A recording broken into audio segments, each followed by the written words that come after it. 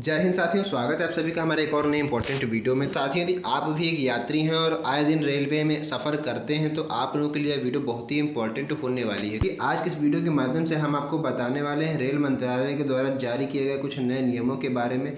किस प्रकार से अब आपको टिकट मिलेगा और किस प्रकार से जो नया सिस्टम अपडेट हुआ है उसके बारे में पूरी जानकारी देने वाले हैं। तो पूरी वीडियो को आपको वॉच करना है, तभी आपको पूरी जानकारी समझ में आएगी किस प्रकार से अब आपको टिकट मिलेंगे, किस प्रकार से आप लोग बुकिंग करवाएंगे और क्या नए नियम लागू किए गए हैं। पूरी जानकारी यहाँ पर हम आपको देने वाले हैं। तो वीडियो को फटाफट से शुरू करते हैं और आपको पूरी नई अपडेट बताते हैं किस प्रकार से जो नया रेल मंत्रालय का आदेश आया, कैसे आप लोग उसका पालन करना है, क्या अपडेट निकल कर आ रही है। तो जैसा कि ब्रेकिंग न्यूज़ निकल कर आ रही है, आप लोग भी जानते हैं रेल यात्रा भारत में हर वर्ग के लोगों की बड़ी पसंद रही है। सबसे पहली पसंद रहती है भारत में हर वर्ग के लोगों को, चाहे अमीर हो, गरीब हो, बूढ़ा व्यक्ति हो, चाहे बच्चा हो, हर व्यक्ति इसमें यात्रा करता है।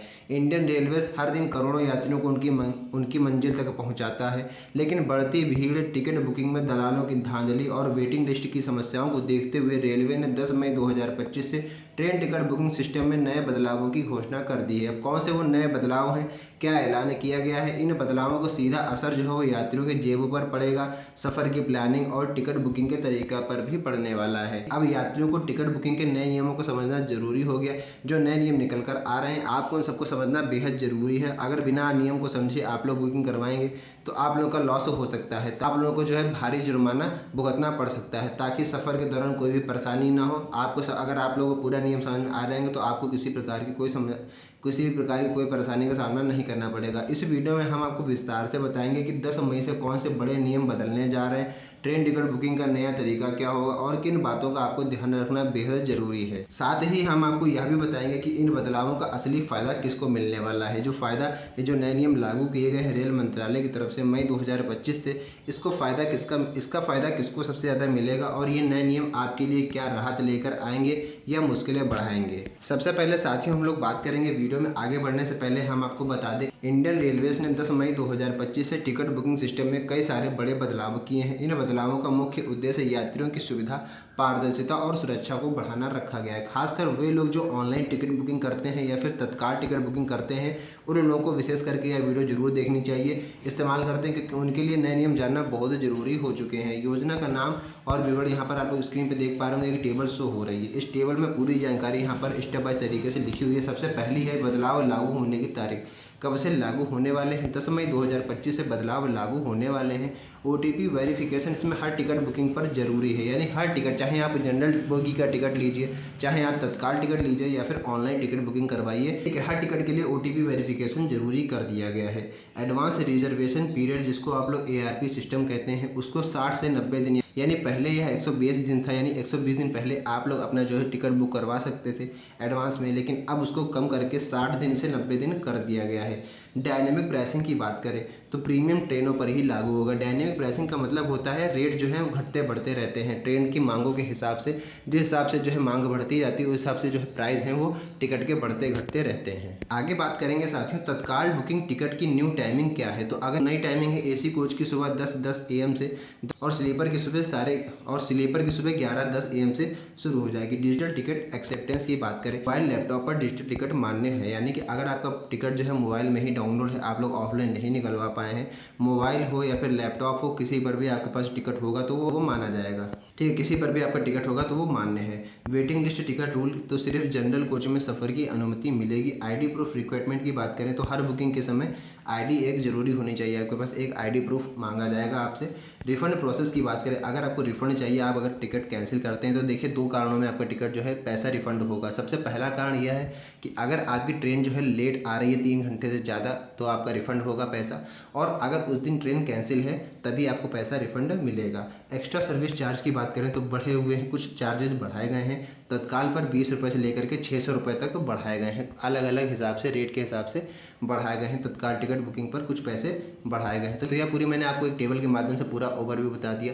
अब छोटी छोटी बातें, ऐसी कौन सी बातें जो कि आपके लिए जानना बेहद ज़रूरी है, ऐसी कौन सी न्यूज़ है आगे वीडियो में हम आपको बताने वाले हैं। तो वीडियो को स्किप नहीं करिएगा, क्योंकि अगर आप लोग वीडियो को स्किप कर देंगे तो पूरी जानकारी आपको समझ में नहीं आएगी, क्या नई अपडेट निकल कर आ रही है, आप लोगों से जानकारी छूट जाएगी। तो वीडियो को स्किप मत कीजिएगा, वीडियो को लास्ट तक देखिएगा, पूरी जानकारी आपको यहाँ पर आज समझ में आने वाली है। बात करेंगे सबसे पहला टॉपिक है जो कि महत्वपूर्ण है, जो कि आप लोगों के लिए जानना बेहद ज़रूरी है। ओटीपी वेरिफिकेशन अब हर टिकट बुकिंग पर ज़रूरी कर दिया गया है। अब आप चाहें जो है IRCTC ऐप पर करिए या आप किसी वेबसाइट पर बुकिंग करिए या किसी एजेंट के जरिए अगर आप लोग टिकट बुकिंग करवा रहे हैं तो हर बार ओटीपी वेरिफिकेशन आपसे मांगा जाएगा। ओटीपी आपके रजिस्टर्ड मोबाइल नंबर पर ही आएगा।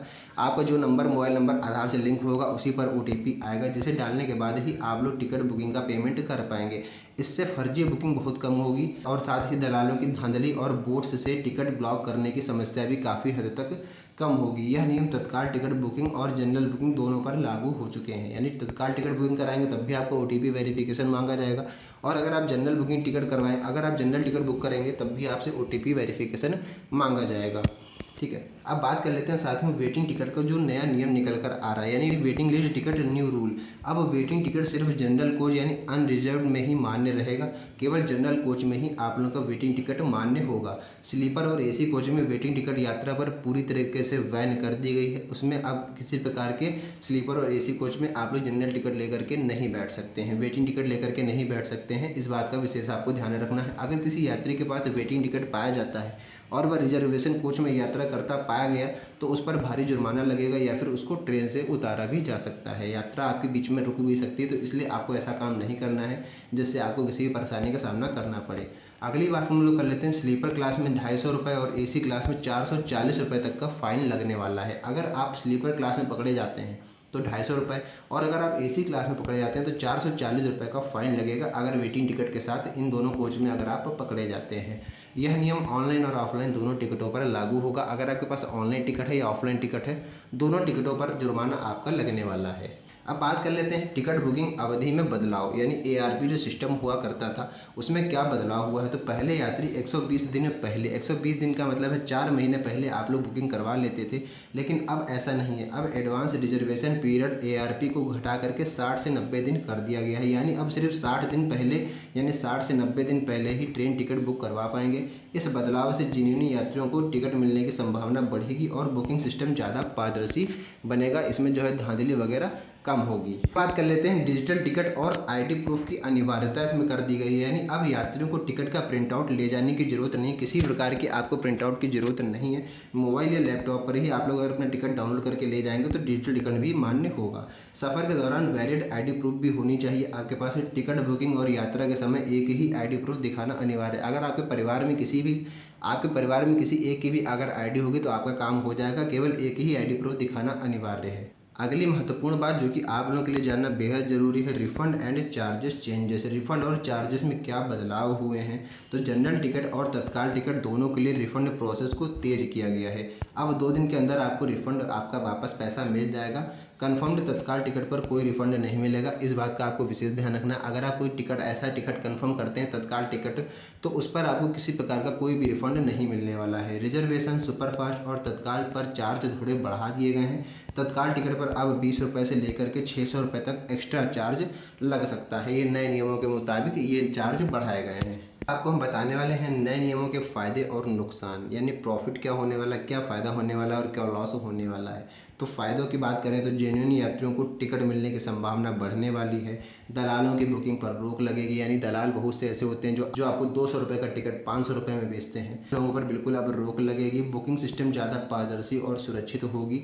फर्जी टिकट और वेटिंग लिस्ट की समस्या कम होगी। डिजिटल टिकट से पेपर वेस्ट भी कम होगा, सरकार का ऐसा मानना है। साथ ही इसमें हम आपको बताएंगे कि इसमें नुकसान आपका क्या होने वाला है। तो एडवांस प्लानिंग करने वालों के लिए मुश्किल हो चुकी है, क्योंकि पहले आप लोग ARP सिस्टम के मुताबिक पहले से आप लोग 120 दिन पहले टिकट बुक करवा लेते थे, लेकिन उसको अब कम कर दिया गया है, तो थोड़ी मुश्किल का सामना आपको करना पड़ सकता है। वेटिंग टिकट वालों को स्लीपर और AC में यात्रा करने को नहीं मिलेगी। पीक सीजन में सफ़र महंगा हो सकता है। तत्काल टिकट पर रिफंड नहीं मिलेगा। जैसा कि मैंने बताया, यानी डायनेमिक प्राइसिंग लागू है।